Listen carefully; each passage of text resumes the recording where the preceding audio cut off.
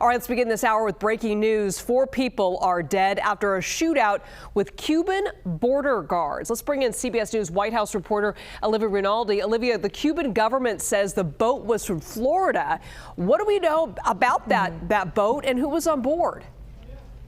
Well, Liz, it's good to be with you. We don't know very much as of right now. White House and U.S. officials have yet to comment on this. We have asked them for comment. So all we have thus far is what the Cuban Interior Ministry has said. And they announced earlier today that they killed 4 men that were on a U.S. registered speedboat that had Florida plates that was coming onto the northern coast of Cuba. They said that they approached the speedboat and asked for identification. And then the Cuban ministry says that the Cuban Coast Guard, which approached the boat, was then fired upon, and it hurt a Cuban commander who was on board. They then returned fire and had injured 6 individuals on that boat and killed 4 of them. So in total, it seems that the boat that had Florida plates on it had 10 people on board. The Cuban vessel had 5 people on board. But again, I want to caution, we only know this from the Cuban Interior Ministry. We do not know this yet from U.S. officials.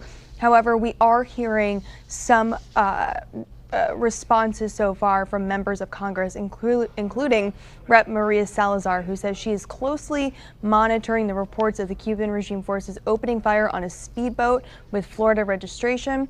She said this is an unfolding situation and they're waiting further details from U.S. authorities. However, we are hearing also from Representative Carlos Jimenez. He's the former Cuban mayor of, the former mayor of Miami, who is of Cuban descent. On X, he posts, the dictatorship in Cuba has just attacked a boat from Florida and murdered those on board. This regime must be relegated to the dustbin of history. Now, all of this is extremely notable because in the region, of course, there has been a massive buildup of U.S. military forces in the last several months leading up to the raid that we saw in Venezuela.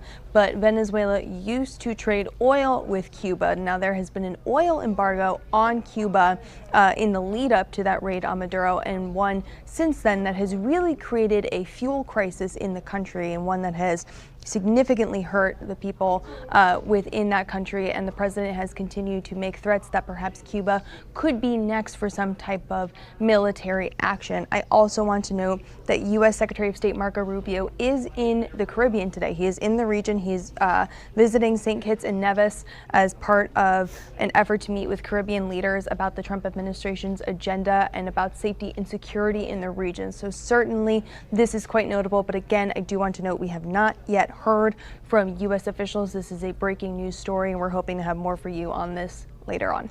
It is evolving, that's for sure. Olivia Rinaldi, thank you so much, and stay with CBS News 24/7 for the latest on this breaking news story out of Cuba.